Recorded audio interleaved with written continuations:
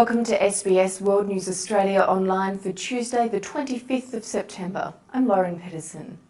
Burma's military rulers have threatened to take action against the Buddhist monks who've led the country's largest demonstration in nearly 20 years.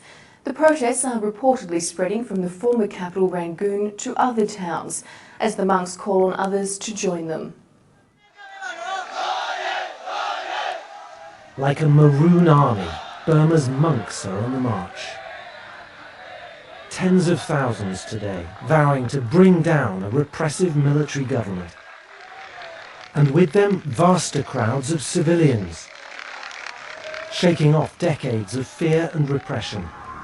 The last time anyone defied the generals like this, the army killed 3,000 people. So what will they do this time? We are clearly in uncharted territory now as to what's going to happen. Firstly, the demonstrations could subside. I mean, that's looking less and less likely by the day. Secondly, that we could see some sort of counter-reaction, which would be a disaster, although in terms of probability, it, I'm afraid, ranks quite high. The generals have held power in Burma for 4 decades.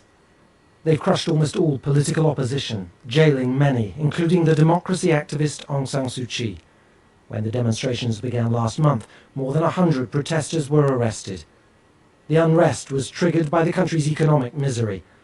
Poverty is deepening here, with millions of families struggling.